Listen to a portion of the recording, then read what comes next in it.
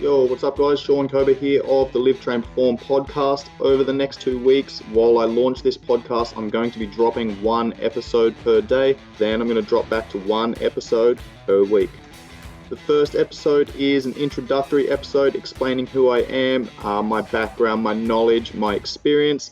The second episode is all about goal setting. That's going to be followed up by progress tracking, then building habits, doing the things that you enjoy doing, consistency, restricting temptation, meal preparation, accountability, crap foods, getting started and building momentum, along with hierarchy of value, motivation direction, and your environment.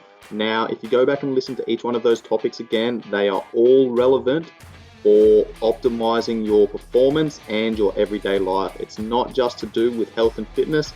Yes, I am a strength and conditioning coach. That is my background, that is my specialization. However, I'm a coach first and foremost, and I need to optimize the other 23 hours of the day so that I can get the most out of my clients for that 1 hour that I'm with them.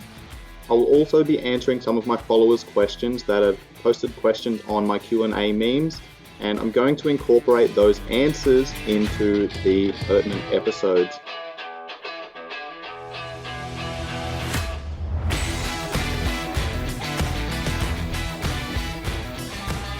What is up guys? Welcome to episode 2 of my 2-week launch series. During today's episode, we're going to be going through goal setting and what all of the different elements to good goal setting practices are.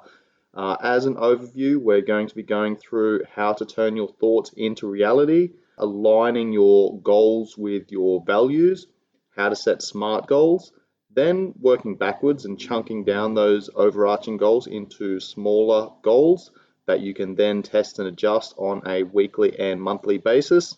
Also matching your expectations with your commitment levels, and then to round out the session, I'm going to be answering some questions that some of my followers posted on my Q&A meme. So keep an eye out for those in the coming weeks. You guys ask the questions and I answer them on a podcast. All right, let's get started.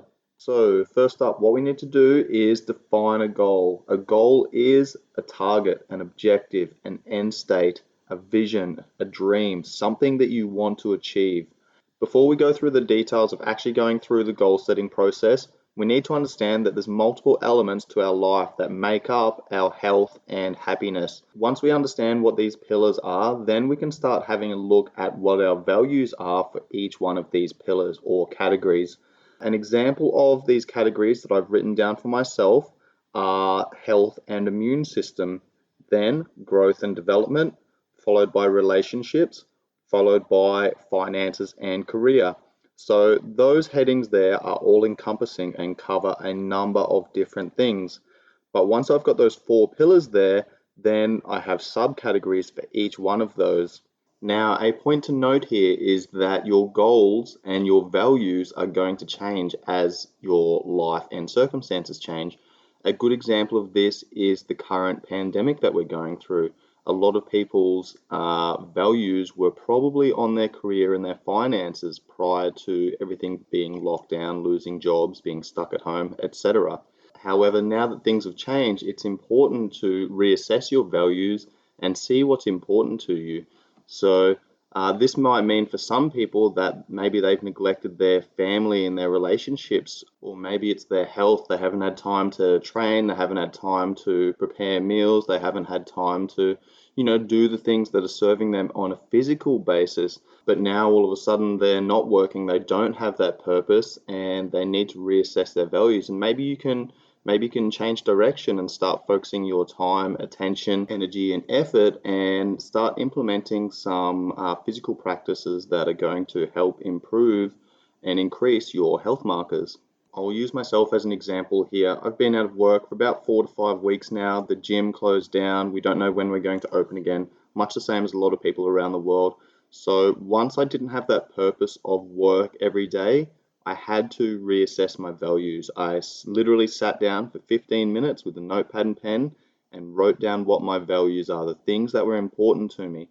Those categories that I've written down are health and immune system, growth and development, and relationships and finances. Now, point to note here is that any of these pillars They could be anything for anyone. You can literally go as deep as you want. These pillars can consist of whatever's important to you.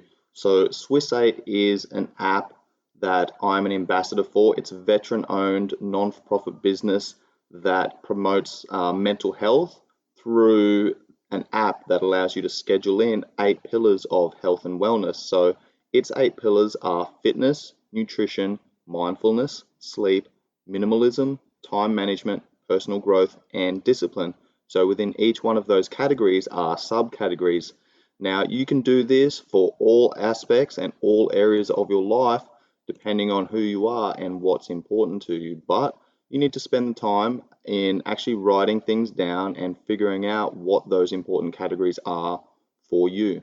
So the principles that I'm going to discuss for the rest of this episode pertain to all of these pillars of life, all of these aspects of life. When it comes to goal setting, you need to be first clear on what your values are, because if your values and your goals do not align, then you're in for heartache and tears. All right, it's never going to end well.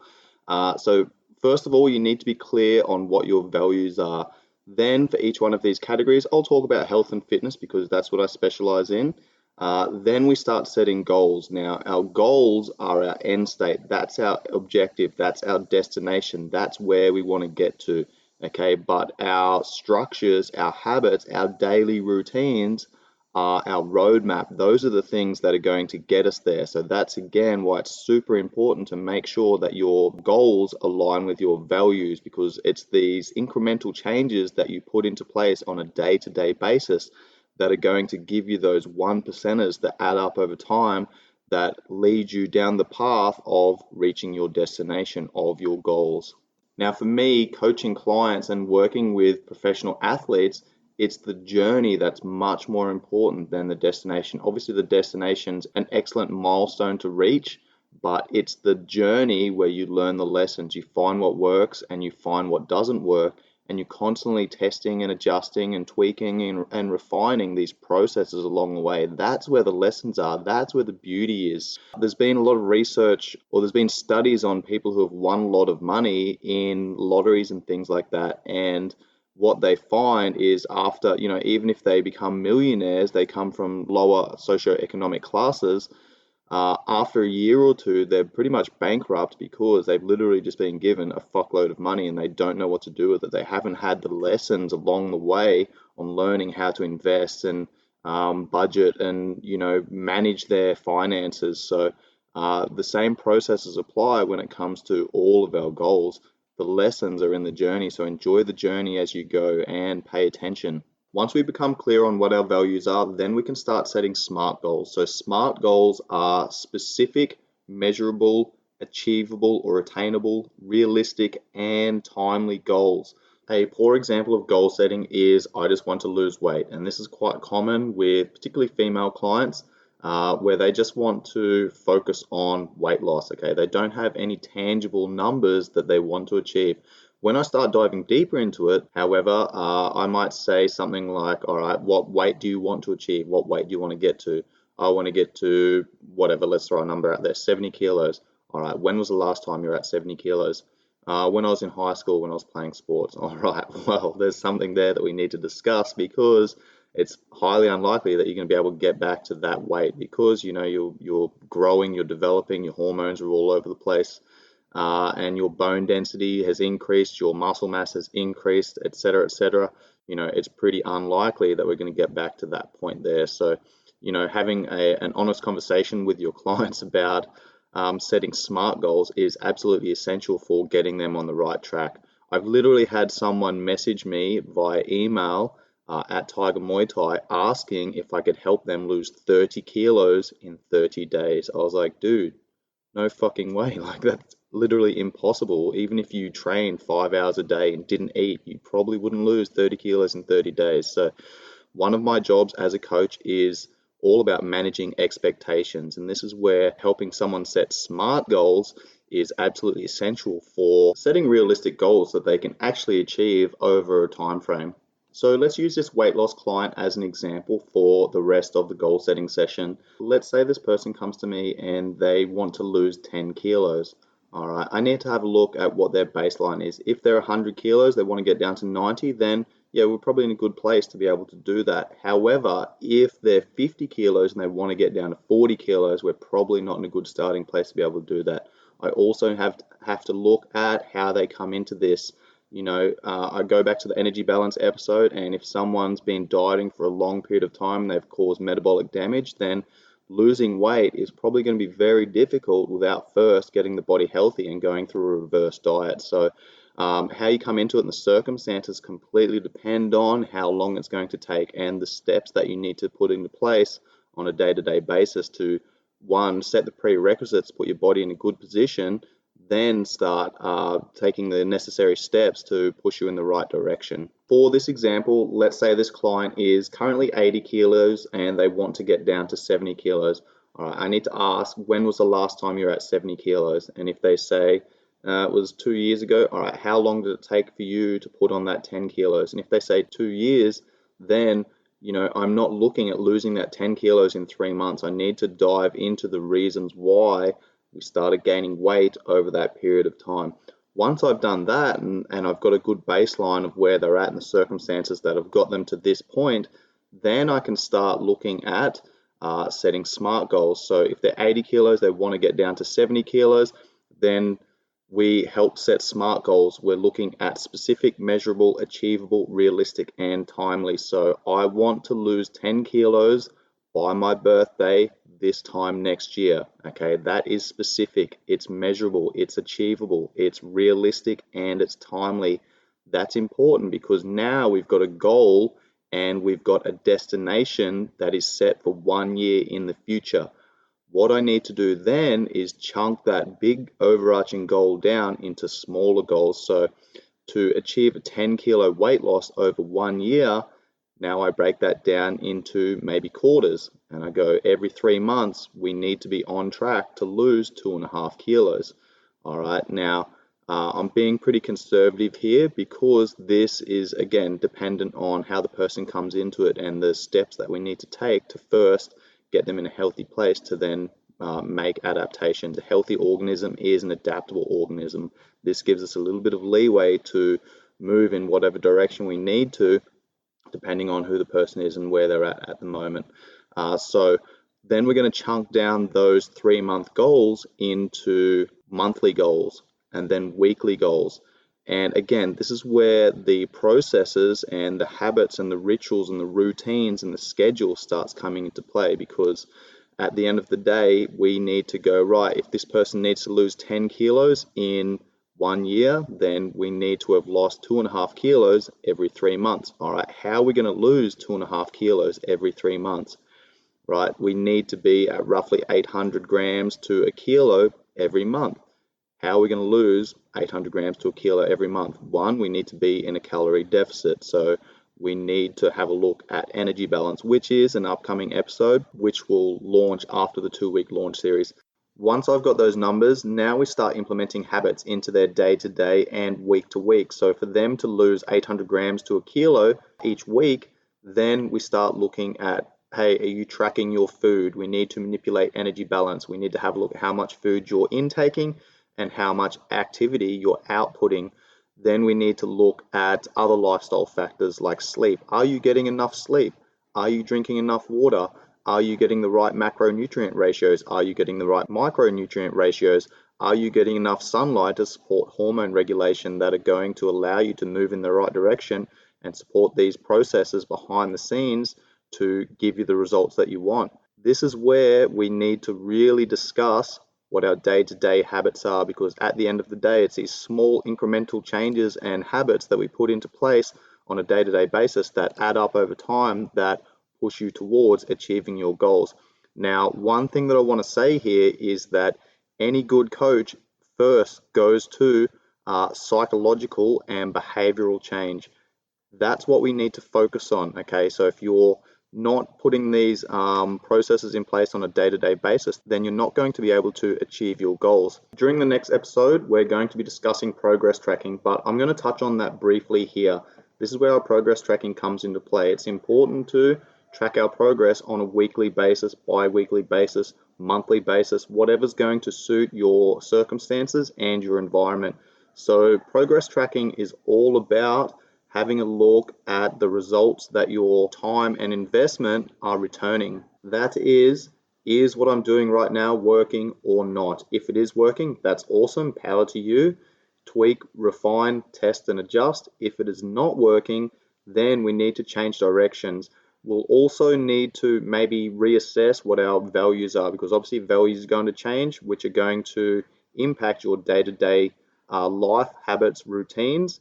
If those goals are no longer sustainable, then we need to move the goalposts, and we need to put them in a new place that's going to allow us to achieve our goals, or at least make adjustments to our training program, our nutrition, our lifestyle, and we might even need to look at stress management and other things like this. So, when you initially set your goals, maybe you're in a good headspace, maybe work was good, maybe you were in a healthy, happy relationship, but things have changed. Maybe you're a little bit stressed out at work. Maybe you've had a run of weddings or funerals or something like that where it's thrown a little bit of a spanner in the works. Maybe you've got a holiday coming up. Maybe your relationship has changed and you're going through a stressful time there. So it's important to constantly reassess your values and then realign those goalposts, which leads me to my next point of matching your expectations with your commitment levels. Now, I quite regularly sit down with clients and have an initial consultation, and let's say they want to lose 10 kilos of body fat. Now, I will ask them how they come into this, what their lifestyle's like, what their nutrition was like, any diets they've followed, any training programs they've been following up to this point, etc. So I'm assessing how they come into this. Then I will ask them, how committed are you to achieving this goal of losing 10 kilos by this time next year? And more often than not, they are saying on a scale of 1 to 10, I'm a 10. All right, cool. Are you willing to get 8 hours sleep a night? Oh, I don't really think that's possible with work at the moment. I've got to get up early and get the kids ready for school, etc. All right, well, now you're a 9. Are you willing to drink 3 liters of water? Because right now you're only drinking half a liter of water and 5 coffees. I don't really like the taste of water, blah, blah, blah, blah, whatever the excuses are. All right, now you're an 8. Are you willing to eat 5 serves of vegetables a day? Because right now you're only eating 1 or 2 servings of vegetables. I don't really like the taste of vegetables, so on and so forth. This is where I will ask these questions, and every time they say no, they're not willing to do something, I'll knock a point off. And majority of the time, people come in with these expectations of achieving greatness, but their commitment level is way down. So again, my job as a coach is to manage these expectations to ensure that people can actually set a realistic goal that's going to be achievable. Now, here's the other thing. Motivation doesn't last. So when people typically come to me, they're motivated, they're feeling good, they want to fucking change everything. But at the end of the day, motivation doesn't last. Structure does. And this is why it's so important to implement these daily habits to keep you moving in the right direction. So then we can start asking, hey, have you been, getting 8 hours of sleep? Have you been drinking 3 liters of water? Have you been getting 30 minutes of sunshine every day? Have you been having 5 serves of vegetables? Are you tracking your food, etc., etc.? And if they're not doing those things, then again, we need to realign those goalposts, because what they're doing right now is not serving them and it's not pushing them in the right direction. So motivation doesn't last, structure does. Now, don't get me wrong, motivation's fucking awesome when it's around, but it's unreliable. It's like an emotion. That's like saying, I just want to be happy all the time. If you're constantly relying on motivation, you're going to be in for a rough ride, because it's going to be up and down. It's going to be coming and going, just like your emotions are up and down. So don't rely on motivation. Of course, when it's there, get after it, smash it, but start implementing daily routines and structures that are going to, or that you can rely upon when your motivation is fleeting, because that's what discipline is. A lot of people say that I'm really disciplined, and that's because I've built habits around certain things. And discipline is literally doing the things that you know you should do, even though you don't feel like it. Now, if you're doing the right thing the majority of the time, even if you slip up a little bit here and there, or you go off, or you fall off the wagon, so to speak, then it's so much easier to get back on track. Now, it's really all about doing the right thing the majority of the time. Long-term consistency always beats short-term intensity. Before we round out the session, I've got a couple of questions from some of my followers that posted questions on my Q&A meme. First question comes from Jamie Morris Row 1. His question is, with issues of shoulder mobility, is it better to work on the mobility issue through strength training, work around the mobility issues, or a combination of both? Great question, mate, and that really comes down to what your values are. And that's why I'm bringing that up during today's session. So if you're a powerlifter, for example, and you're prepping for a competition and you can't possibly take any time off because you're focusing on your main lifts because you want to break or hit a PR during competition, then now's probably not a good time to work on shoulder mobility. However, if you're looking at long-term health and your shoulders, your elbows are playing up, every time you bench press, anytime you do rowing movements, any type of upper body movement causes issues with the shoulder or the elbows, then that's probably going to be something that you're going to need to prioritize. The answer is really, it depends. It depends on how severe it is. It depends on how much grief it's causing you. If it's just a bit of a pain in the ass and it's not really super painful, it's just a little bit more uncomfortable, then you can probably address it by doing some mobility-based work at the start of your session.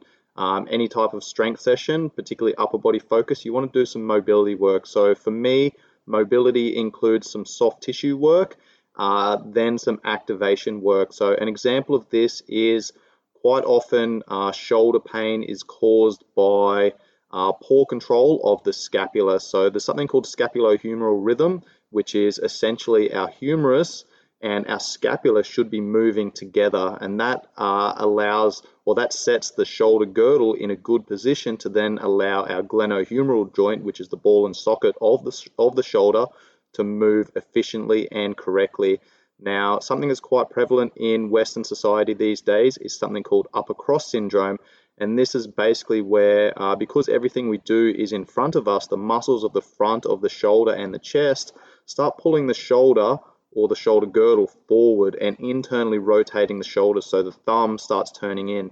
Now, that is basically a muscular imbalance. If the muscles of the front of the shoulder are overactive and the muscles on the back of the shoulder are underactive, then those overactive muscles are going to pull the shoulder forward and it's going to shift the alignment of the joint, which is then going to put a lot of strain through the ligaments and the tendons.